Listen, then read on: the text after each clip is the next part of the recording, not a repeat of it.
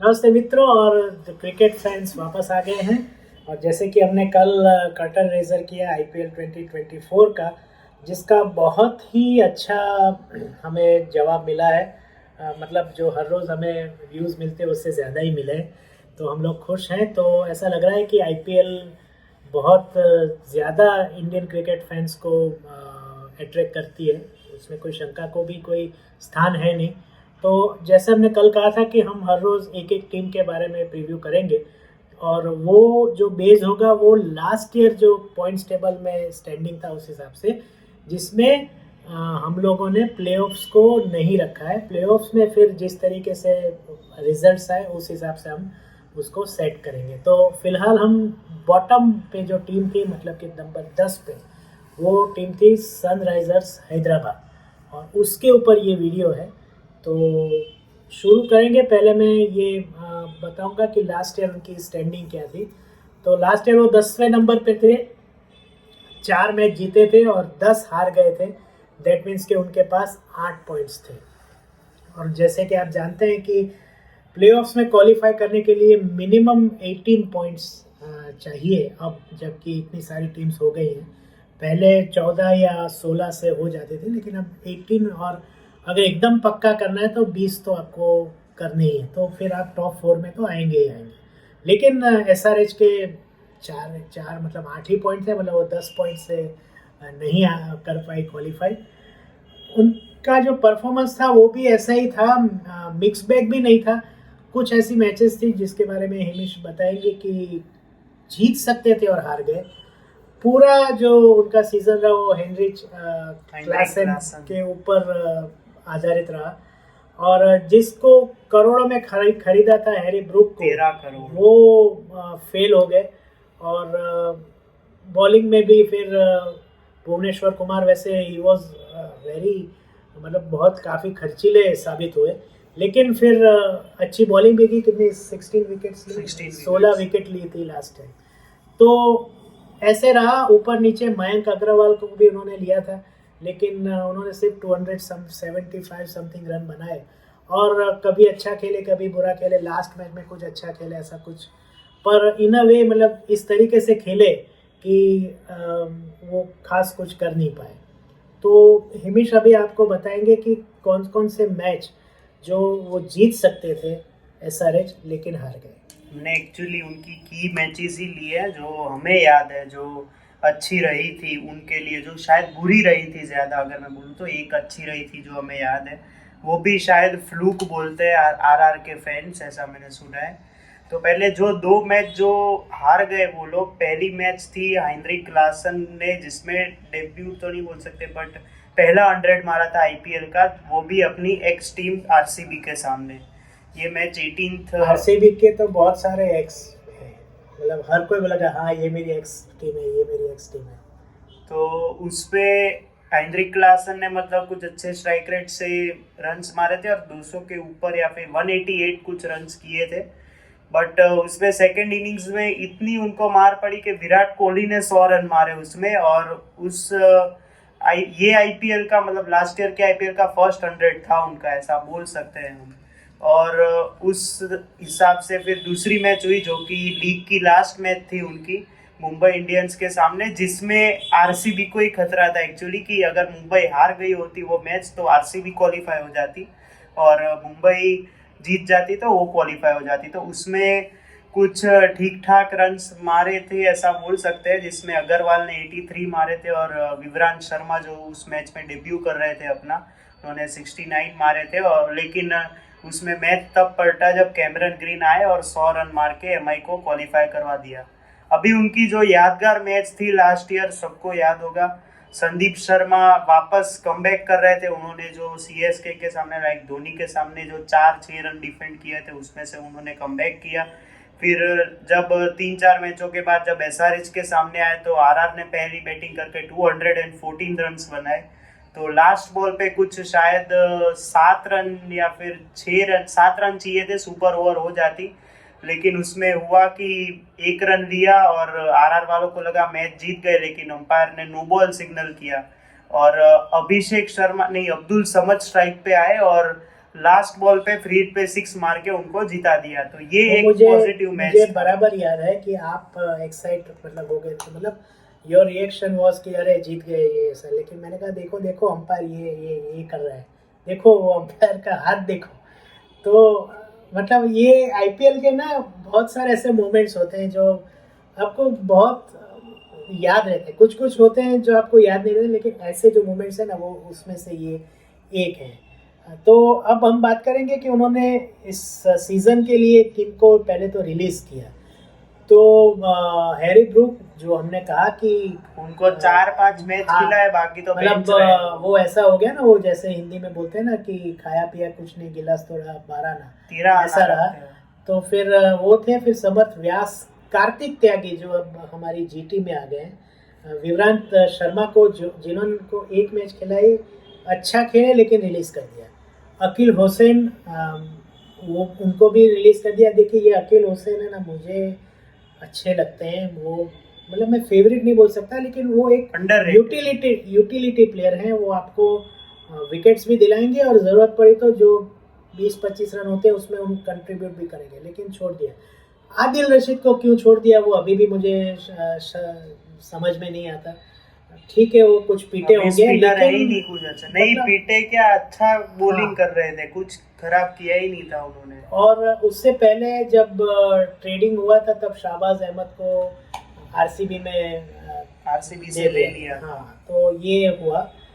अब जब ऑक्शन में है तो 34 करोड़ का उनका पर्स था, और हमने वो ऑक्शन देखा और हमने ये देखा कि किस अटैकिंग तरीके से उनकी जो मालकिन है उन्होंने ये ईगो पे ले लिया। एक तो स्टार्क के मामले में, नहीं, पैट कमिंस के मामले में ईगो पे ले लिया 20 करोड़ और 20 करोड़ पे लिया। तो किन किन को लिया वो बताएंगे की प्लेयर्स बताएंगे। ट्रेविस हेड को 6 करोड़ में लिया था।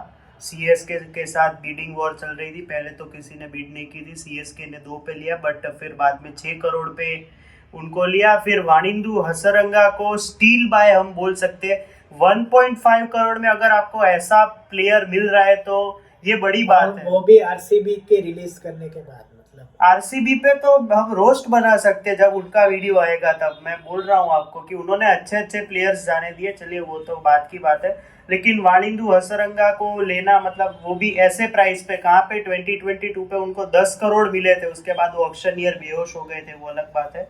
और इधर 1.5 में स्टील बाय तो आराम से हम बोल ही सकते हैं, और आजकल फॉर्म में भी है और कैप्टन भी है श्रीलंका के, ऐसा अभी देखा है हमने। कुशल मेंडिस तो अभी नहीं है उधर, हसरंगा कैप्टन है, और लास्ट सीरीज में शायद 3-4 विकेट तो उन्होंने लिए ही हैं, और बैट से भी अच्छा खासा कंट्रीब्यूट कर देते हैं। फिर जयदेव उनाडकट को लिया है, पता नहीं उनको क्यों आजकल खिलाते, उनको ऐसा लगता है जब भी वो ऑक्शन में आते हैं तो मैं ऐसा बोलता हूँ या तो सीएसके लेगी या तो आरआर लेगा, एक तो लेता है, लेकिन इन्होंने लिया है 1.86 करोड़ में जयदेव उनाडकट को। फिर एक और नाम मेरे को याद आ रहा है जो सीएसके में सब्स्टिट्यूट बन के आया था, आकाश सिंह करके, उनको इन्होंने बेस प्राइस पे उठाया। अच्छे लेफ्ट आर्म पेसर है, हमको याद है आरसीबी के सामने जब मैच थी तो विराट कोहली को कैसे अच्छे से आउट किया था। उस मैच में सेकेंड इनिंग्स के पहले एक क्लिप वायरल हुई थी जहाँ पे धोनी उनको समझा रहे थे कि पैड और पैर के पास बॉल करेगा तो वो आगे आके मारने जाएगा, तभी तू बोल्ड कर सकता है उसको, और वैसा ही हुआ। और लास्ट में पैट कमिंस 20 करोड़ पे, जहाँ पे 2-4-6 पे सीएसके मुंबई ने शुरुआत की थी और लास्ट पे 20 करोड़ पे आरसीबी आके रुकी थी। तभी आरसीबी को याद भी नहीं था कि उनका पर्स 24 करोड़ है और 20 करोड़ इनको ही दे रहे, उनके पास और 2 ओवरसीज उनको लेने थे, पर फिर बाद में 20 करोड़ में उनको पैट कमिंस को लिया और अभी 1-2 वीक पहले उनको कैप्टन अनाउंस किया है। और आज पैट कमिंस ने एक यादगार इनिंग्स खेल के टेस्ट मैच में ऑस्ट्रेलिया को जिताया भी। ईडन मार्करम की अभी ट्विटर प्रोफाइल तो प्राइवेट है, लेकिन उनकी ट्वीट ऐसा हार्ट ब्रेकिंग इमोजी वाली आई थी कि मेरा इतना करने के बाद भी मेरे को कैप्टन नहीं रखा, अभी देखते हैं। अच्छा, अब उनके साथ अब क्या हो सकता है इस सीज़न में?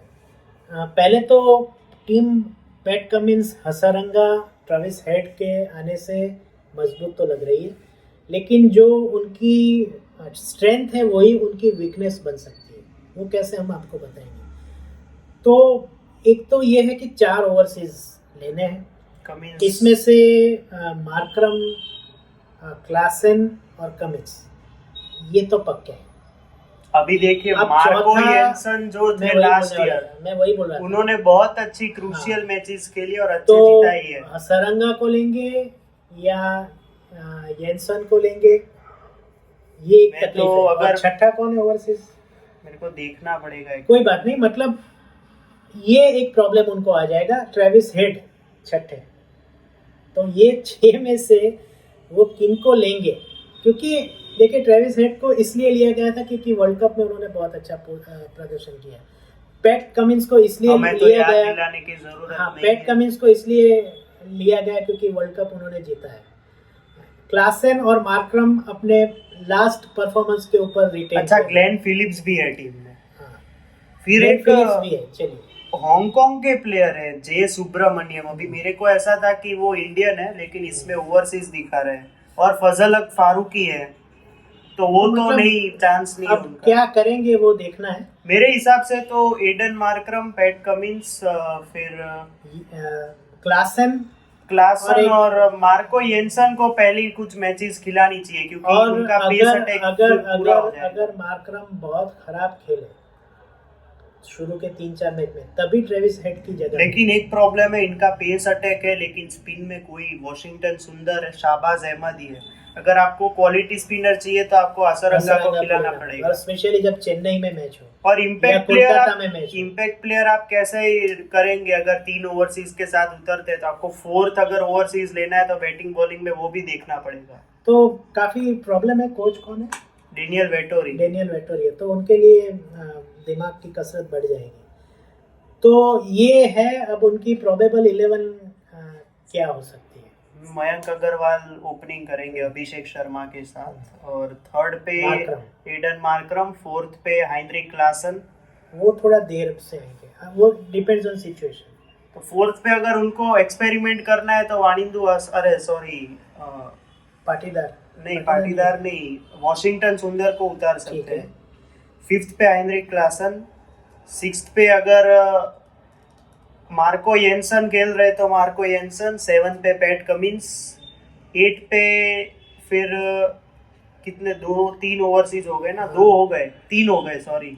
तो 8 पे फिर बॉलिंग शुरू हो जाएगी कि भुवनेश्वर कुमार है, 9 पे शाहबाज अहमद है, 10 पे उमरान मलिक है, और 11 पे आकाश सिंह को अगर चांस देते हैं तो टी नटराजन 11 पे। तो ये है, अब इस सीजन में उनकी पोजीशन क्या रहेगी उसकी हम चर्चा कर सकते हैं।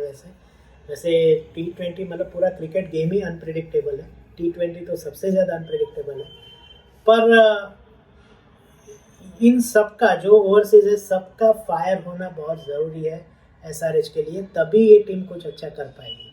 अब जैसा इन्होंने कहा कि मार्करम का दिल टूट गया था, अब वो टूटा हुआ दिल लेके खेलने आएंगे तो एक अलग किस्सा होगा। लेकिन अगर वो लीग में ट्रॉफी जीता ही है, लेकिन अगर वो डिसाइड करके आएंगे कि नहीं, मुझे अब ये दिखाना है कि मुझे कप्तान क्यों नहीं बनाया, मैं अच्छा खेलूंगा, और पॉजिटिव माइंडसेट से खेलेंगे, तो बात कुछ अलग भी हो सकती है। तो SRH की बात हम करें तो इस सीज़न में वी हैव टू वेट कि वो कैसा करेंगे। शुरू के 2-3 मैच उनके लिए काफ़ी इम्पोर्टेंट रहेंगे। तो ये हो गई SRH की बात। तो आज हमारा रिव्यू SRH के ऊपर था। कैसा लगा आपको प्लीज़ अपने कमेंट बताइए। इस चैनल को सब्सक्राइब करिए, क्योंकि हम हर रोज़ IPL के ऊपर अब कुछ ना कुछ वीडियो लेके आएंगे। ये रिव्यू अगर कल दिल्ली कैपिटल्स के ऊपर बात करेंगे, और फिर जब ये 10 पूरे हो जाएंगे और कुछ दिन अगर बचेंगे तो कुछ IPL के बारे में कुछ अलग मसाला लेकर भी आएंगे। तो बताइए आपको वीडियो कैसा लगा, और कल फिर से मिलते हैं 9 बजे। अब हम थोड़ा रिकॉर्डेड सेशन करने वाले हैं बिफोर द IPL, तो 9 बजे का एक फिक्स समय है फॉर द रिकॉर्डेड सेशंस। तो तब हम मिलेंगे, कल दिल्ली कैपिटल्स के बारे में बात करेंगे। और तब तक के लिए आप सबको शुभ रात्रि, और हम दोनों की तरफ से बाय बाय।